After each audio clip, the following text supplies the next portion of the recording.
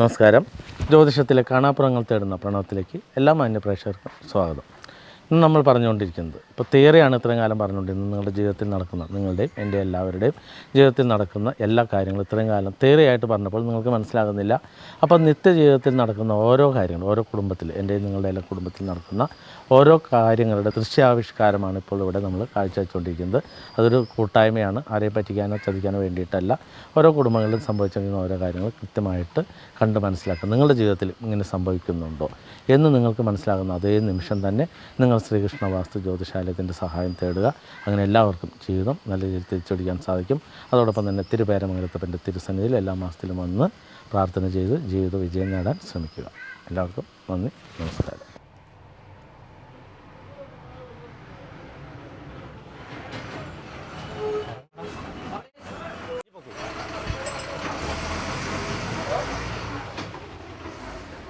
ഞാൻ നിന്നോട് അപ്ലൈ പറഞ്ഞാ സിനിമയ്ക്ക് പോകണ്ട, വൈകിട്ട് പോയാൽ മതി. അത് കുഴപ്പമില്ലടാ, അവിടെ കടിയില്ല, വെള്ളം കുടിച്ചിട്ട് പോവാം. ശേ, ഞാൻ വിചാരിച്ചില്ലടാ ഇത്ര അലമ്പ് അവിടെ ഇരിക്കും. പക്ഷെ പോവണ്ടായിരുന്നല്ലേ, മറ്റേ പടത്തിന് പോയാൽ മതിയായിരുന്നു.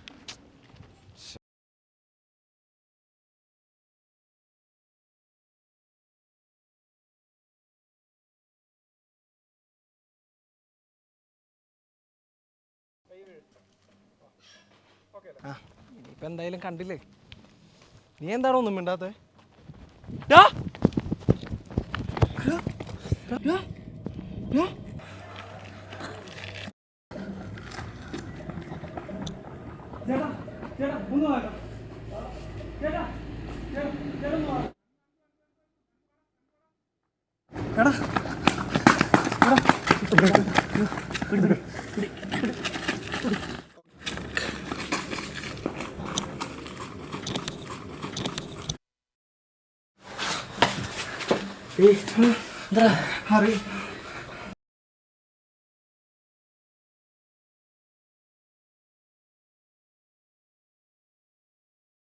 എൻ്റെ പേര് മനു, ഞാൻ കോട്ടയം പാലാക്കാരനാണ്. 10ാം ക്ലാസ് പഠിക്കുന്നവരെ എനിക്ക് സ്ഥിരമായിട്ട് അപസ്മാരത്തിൻ്റെ അസുഖമുണ്ടായിരുന്നു. കുറേ വർഷങ്ങൾക്ക് ശേഷം അതെനിക്കിപ്പം വീണ്ടും വരാൻ തുടങ്ങി.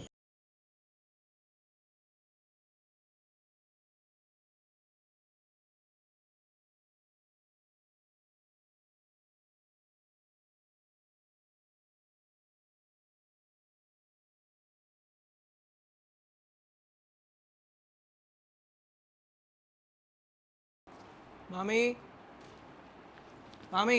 ആ, അയ്യോ, ഇതെന്നാ പറ്റി മോനെ?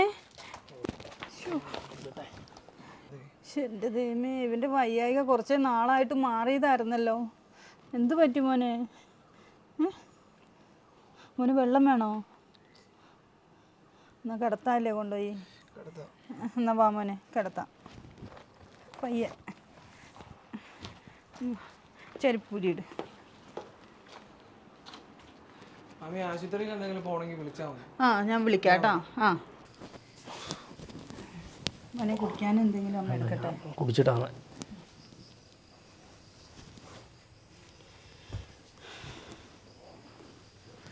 കുറച്ച് മുമ്പ് അച്ഛൻ വിളിച്ചായിരുന്നു. ഹോസ്പിറ്റലിൽ നിന്നുകൊണ്ട് എനിക്ക് സംസാരിക്കാൻ പറ്റിയില്ല. വിളിക്കാം.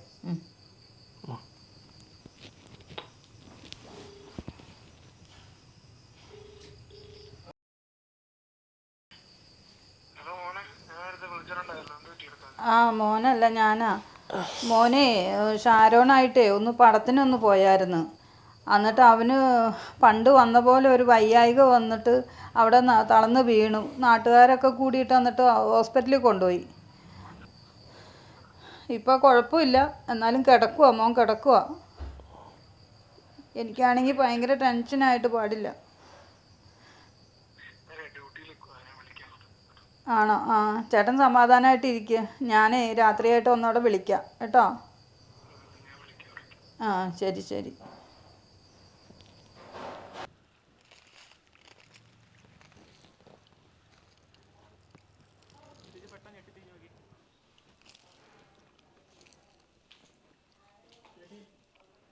മോനെ, അമ്മ അവിടെ ചായ എടുത്ത് വെച്ചിട്ടുണ്ട്, എടുത്ത് കുടിക്കട്ടാ.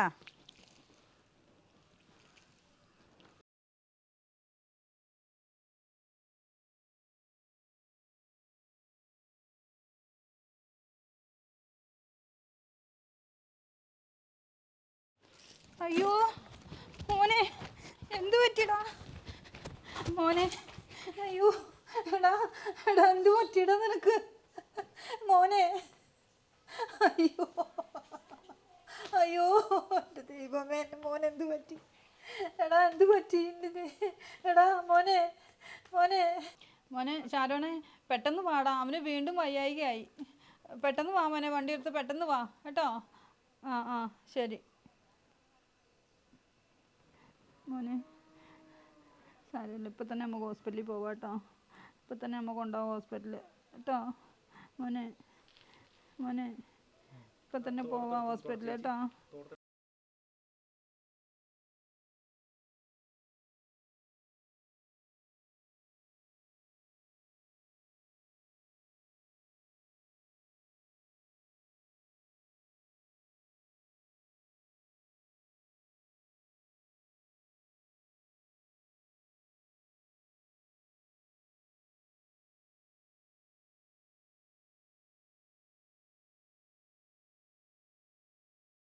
അവന് ചെറുപ്പത്തിലേ ഉണ്ടായിരുന്ന ഈ അസുഖങ്ങൾ കുറേ നാളത്തേക്ക് ഇല്ലാണ്ടിരിക്കുമായിരുന്നു. ഇപ്പോൾ കുറച്ച് നാളത്തേക്ക് അവന് ഈ അസുഖങ്ങൾ വീണ്ടും ഉണ്ടായി. പുള്ളിക്ക് അവിടെ ആകെ പ്രശ്നങ്ങളായി. മാനസികമായിട്ടും ശാരീരികമായിട്ടും പുള്ളിക്ക് ആകെ വിഷമങ്ങളും പ്രയാസങ്ങളുമാണ്. ഈ അസുഖത്തെ തുടർന്ന് ഇവനെ ഓർത്തിട്ട് എനിക്കും പ്രഷറും ഷുഗറും എല്ലാം എനിക്കും കൂടി. ഞങ്ങളുടെ ഈ കുടുംബത്തിനെ മൊത്തത്തെ ബാധിച്ചിരുന്നു ഇവൻ്റെ ഈ അസുഖം. ഈ അസുഖം കാരണം എനിക്ക് ജോലി സ്ഥലത്ത് പോലും പോകാൻ പറ്റാത്ത സിറ്റുവേഷനായി. കൂടെ വർക്ക് ചെയ്യുന്നവർക്ക് വരെ ഞാൻ ഒരു ഭാരമായെന്ന് എനിക്ക് തന്നെ തോന്നി തുടങ്ങി. കൂട്ടുകാർ ഒരുപാട് പേർ പറഞ്ഞു. ഞാൻ ഒരുപാട് അമ്പലങ്ങളിൽ പോയി, ഒരുപാട് ഡോക്ടർമാരെ കണ്ടു, ചികിത്സയിലായിരുന്നു കുറേ നാൾ. ഒരു മാറ്റവും വന്നില്ല.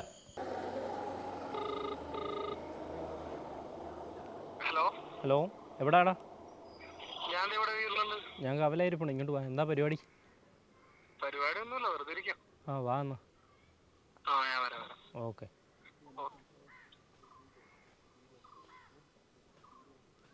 ലൗഡ് സ്പീക്കറിന്റെ സൗണ്ട് ഭയങ്കരമായി പോയല്ലോ. ലൗഡ് സ്പീക്കറിന്റെ സൗണ്ട് ഭയങ്കരമായി പോയല്ലോ. ഹലോ കുറയ്ക്കാൻ പറ്റും?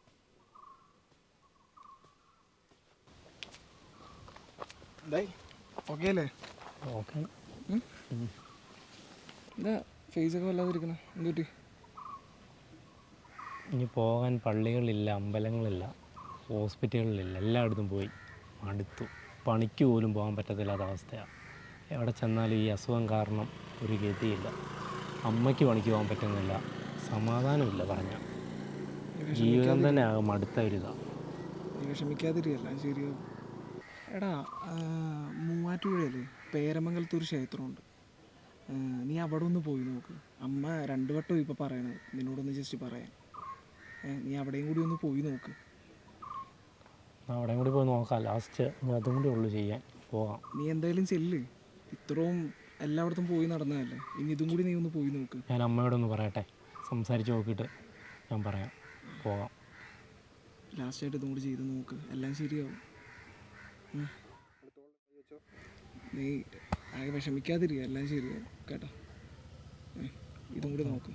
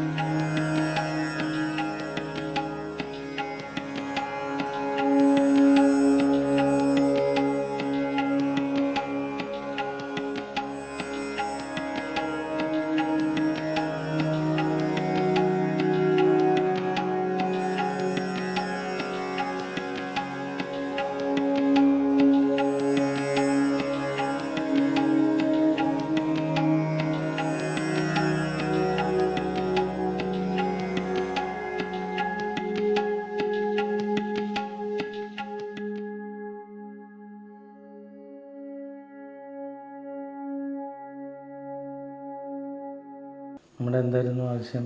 ഞാൻ മോൻ്റെ ഒരു ആവശ്യത്തിന് വന്നതാണ്. അവന് ഈ 10 വയസ്സ് തൊട്ട് അപസ്മാരത്തിൻ്റെ അസുഖം തുടങ്ങിയിട്ടുണ്ടായിരുന്നു. കുറച്ച് നാളത്തേക്ക് അതൊന്നും ഉണ്ടായില്ല, വിട്ട് നിൽക്കുമായിരുന്നു. പിന്നെ ഇപ്പം കുറച്ച് നാളായിട്ട് വീണ്ടും വന്ന്. അപ്പം ഇങ്ങനെയുള്ള വഴിക്കൊന്നും പോയി നോക്കിയിട്ടില്ലേ? ജ്യോതിഷ വഴിയിലൊന്നും അധികം പോയിട്ടൊന്നുമില്ലേ? അതിൽ കുറേ അമ്പലങ്ങളൊക്കെ ആയിട്ട് ഞങ്ങളിങ്ങനെ നോക്കിച്ചു, പക്ഷെ അതിലൊന്നും ഒരു ഫലം കണ്ടില്ല. പിന്നെ പുള്ളിക്ക് ഇതിൽ വലിയ വിശ്വാസമൊന്നും ഇല്ലാത്തതുകൊണ്ട് അങ്ങനെ ഒന്നും വിശ്വാസമില്ലാത്തതുകൊണ്ട് അങ്ങനെ ഒന്നും പോയില്ലായിരുന്നു. പിന്നെ ഇപ്പം മോൻ്റെ കൂട്ടുകാരൻ്റെ അമ്മ പറഞ്ഞാണ് ഞങ്ങൾ ഇവിടെ ഇങ്ങനെ ഒരു ഇതുണ്ടെന്ന്, അമ്പലമുണ്ട്, വന്ന് അങ്ങനെ ഒന്ന് മോൻ്റെ അസുഖങ്ങൾ എങ്ങനെയെങ്കിലും ഒന്ന് മാറ്റിയെടുക്കണം തിരുമേനി. അതാണ്. ശരി ശരി. അപ്പോൾ നമുക്ക് മോൻ്റെ പേരിൽ രാശി വെച്ച് നോക്കാം. അപ്പം അതിൻ്റെ കാരണം എന്താണെന്ന് വെച്ചാൽ കണ്ടെത്തി കഴിഞ്ഞിട്ട് അതിൻ്റെ പറയുന്ന ബാക്കി കാര്യം ചെയ്താൽ മതി കേട്ടോ. മോൻ്റെ പേരെന്താ? മനു. നക്ഷത്രം മകം. വീട്ടുകാരെന്താ? തോട്ടുങ്കൽ. സ്ഥലം പാലക്കോട്ടെ. ഒന്ന് പ്രാർത്ഥിച്ചോളൂ കേട്ടോ.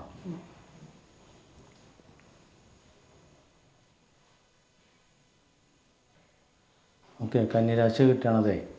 അതായത് പഠിക്കണ കാലഘട്ടത്തിലുണ്ടായ പ്രശ്നമാണ് കാണിക്കുന്നത്. ഈ പഠിക്കണ കാലഘട്ടത്തിൽ നിങ്ങൾക്ക് വല്ല ഭൂമി തർക്കമൊക്കെ ഉണ്ടായിട്ടുണ്ടാവും അയൽവക്കാരൊക്കെ ആയിട്ട്. അപ്പോൾ അവർ വെല്ലുവിളിച്ചായിരുന്നോ? കാണിച്ചു തരാം, ജീവിക്കാൻ സമ്മതിക്കില്ല എന്ന്. അപ്പോൾ അവർ നല്ല പണി തന്നതാണ്. ഇവിടെ എരുദാഹ മോഹിനി എന്ന് പറയുന്ന മൂർത്തിയുണ്ട്. എരുദാഹ മോഹിനി.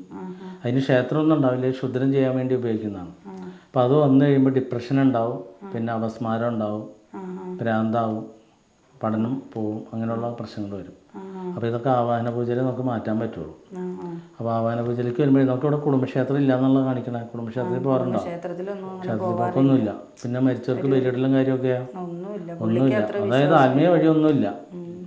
പുള്ളിക്ക് വിശ്വാസമില്ല. അപ്പം നിങ്ങൾ അമ്മയും മോനത് വിശ്വാസത്തിലാക്കി. പുള്ളി വന്നാലില്ലെങ്കിലും മോനെ കൊണ്ട് ബലിയിടിച്ചാൽ മതി, പ്രായച്ചിത്തം ചെയ്യിക്കാം, ചെയ്യുമ്പോൾ അതായിക്കോളും. അപ്പോൾ ആളിതിൽ ഇൻക്ലൂഡിങ് ആവില്ല എന്നുള്ളൂ. മോൻ്റെ കാര്യം ഒക്കെ അപ്പം നമുക്ക് വീടിൻ്റെ അടുക്കള ഏത് ഭാഗത്താ? വടക്ക് പടിഞ്ഞാറ് അടുക്കള വന്നാലേ കടം, കലഹം, രോഗദുരിതം. ഇപ്പോൾ നമ്മളിവിടെ ആവാന പൂജ കഴിഞ്ഞ് വിട്ടാലും കുറച്ചാൾ കഴിയുമ്പോൾ വീണ്ടും നിങ്ങൾക്ക് ബുദ്ധിമുട്ട് വരും. അപ്പോൾ വാസ്തുവിൻ്റെ നമ്മളിവിടുന്ന് വാസ്തുകാര്യം വന്ന് നോക്കും. വടക്ക് പടിഞ്ഞാറ് അടുക്കള പറ്റില്ല, വടക്ക് കിഴക്കിലേ പറ്റുള്ളൂ കേട്ടോ. അതായത് പണ്ട് കാലത്ത് നമ്പൂതിരി നിങ്ങൾ ശ്രദ്ധിച്ചു കഴിഞ്ഞാൽ വടക്കിഴക്ക് മാത്രമേ അടുക്കളുള്ളൂ. മറ്റുള്ളവരാണെങ്കിൽ തെക്ക് കിഴക്ക്, തെക്ക് പടിഞ്ഞാറ്, വടക്ക് പടിഞ്ഞാറ് യുക്തിവാദമൊക്കെ പറഞ്ഞു നടക്കും. അപ്പോൾ എന്ത് പറ്റുമെന്ന് വെച്ചാൽ നശിച്ച് നാരണക്കല്ല് പറിക്കും. എല്ലാം കഴിഞ്ഞ് കഴിയുമ്പോൾ ആളുകൾ വരും. അപ്പോൾ അതിലേക്ക് വരാൻ പറ്റില്ല. അപ്പോൾ ഇവിടുന്ന് വാസ്തുകാര്യം വന്ന് നോക്കുമ്പോൾ നിങ്ങൾ വാസ്തുവൊക്കെ ക്ലിയർ ചെയ്യാൻ തയ്യാറാണെങ്കിൽ, അല്ലെങ്കിൽ നോക്കിയിട്ട് പറ്റില്ല എന്നുണ്ടെങ്കിൽ വിറ്റ് മാറാൻ തയ്യാറാണെങ്കിൽ നമുക്ക് ആവാന പൂജയിലേക്ക് പോകാം കേട്ടോ. അപ്പോൾ അങ്ങനെ ആവാന പൂജ കഴിഞ്ഞ് 27 മുതൽ 81 ദിവസത്തിനുള്ളിൽ നമ്മുടെ കാര്യമൊക്കെ ആവും. അതിലൊക്കെ എല്ലാം ചെയ്തു വന്നാൽ അപ്പോൾ അതിന് തയ്യാറിന് നമുക്ക് ആവാന പൂജയിലേക്ക് വരാം.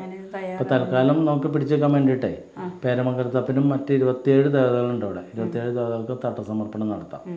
പിന്നെ 27 ദേവതകൾക്കും കടുംപായസം നടത്താം. 27 ദേവതകൾക്കും മുട്ടൽക്ക് നടത്താം. 27 ദേവതകൾക്കും ഭാഗ്യസൂക്തം നടത്താം. അപ്പോൾ അങ്ങനെ നടത്തി കഴിയുമ്പോൾ നമുക്ക് തൽക്കാലം പിടിച്ചേക്കാനുള്ള സംഭവമാകും കേട്ടോ. അപ്പോൾ 27 ദേവതകൾക്ക് കഴിയുമ്പോൾ തട്ടസമർപ്പണത്തിന് 8100 രൂപയാവും.